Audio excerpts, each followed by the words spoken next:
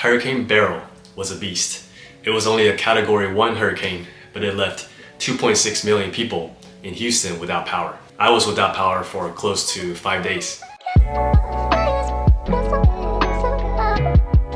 Hi, I'm Jeffrey, physical therapist, and welcome to Life of a PT. Day before the hurricane, my new pickleball paddle came in. I got the Jula from Dick's Sporting Goods. It was on sale. My wife got a 6.0 Ruby paddle, and we'll be putting it to the test soon, so hopefully we can get some footage. I live in Houston, so it's near the Gulf, so we get plenty of hurricanes. Hurricane season is usually from like June to November, which is a very long time, a big portion of the year. The new hurricane recently, the first one in the season, Hurricane Beryl, was a Category 5 hurricane passing through Caribbean and parts of Mexico. Then it started to weaken into a tropical storm when it started heading towards Houston. The news didn't make it seem like it would be too bad, so I think a lot of people underestimated the damage it was going to do, including my wife and I. My wife and I just bought the usual grocery for the upcoming week, and we meal prepped on that Sunday, the usual. That Sunday night, my wife also got confirmation that she was not going to work on Monday.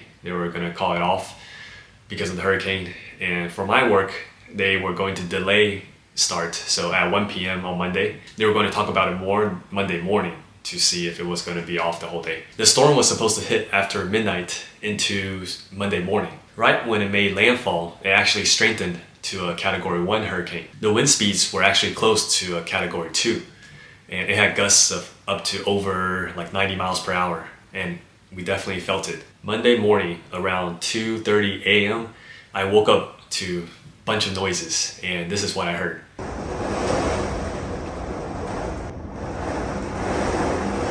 The rain was just smacking against the window in that side of the house the whole night for hours. I couldn't sleep at all after that. Then around 4 a.m., my wife walked out and stepped on a puddle outside our bedroom, and it was on a tile. There was a leak. There was water trickling down the side of the wall of our living room onto the tile, onto the floor, and we absorbed it up with a large towel. The house is pretty new, so it definitely sucked having a leak. At around 4:30 a.m., the power goes out. Everything pitch black. In my mind, I was just thinking I better not have to work Monday, even half day. I didn't, thank God. Our cell service and internet was also very spotty, very bad.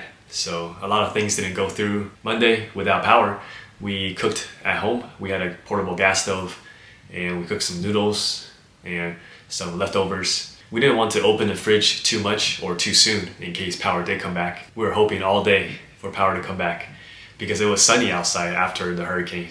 Little did we know there were 2.6 million people in Houston without power, so it was definitely going to take a while. The Texas power grid is just not good at all. Always underprepared, and that's center point, but most people call them center pointless.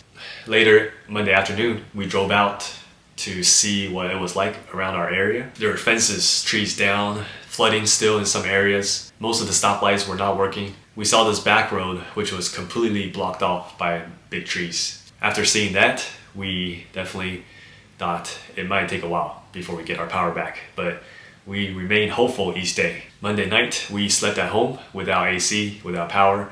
It was bearable. It was because it was in the 80s when it got to the nighttime. But the rest of the week was blazing hot. Tuesday, we were both back at work, even though we didn't have power. We don't have a generator at home, so after over about a day, we didn't think we could continue eating the stuff out of the fridge. Maybe some things from the freezer.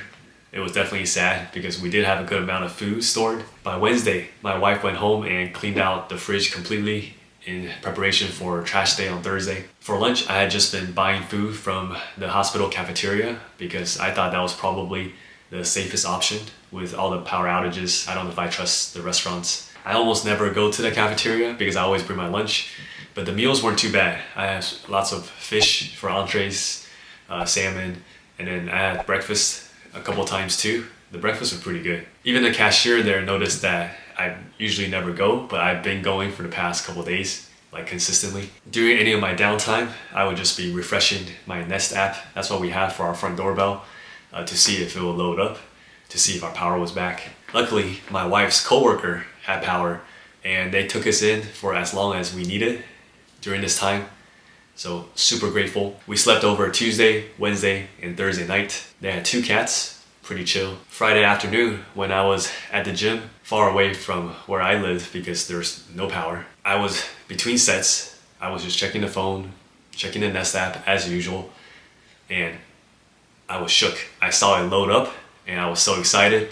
I kind of froze there, looked up in the sky, maybe got a little bit emotional, but power was back. I was texting my wife right away, feeling so hyped. Man, it was a great feeling. We treated the friends for dinner for taking us in. We ate some seafood, snail noodles, crabs, some delicious stuff. It was my first time trying some of that snail. I don't know how I feel about it, but I don't think anything could have tasted bad that night. I was just so happy. At the end of all this, I'm just very thankful for people around us who really helped us out. Families checked in. Shout out to my cousin Jennifer and her husband Kevin. They came by, checked out the leak, and sealed up some things outside.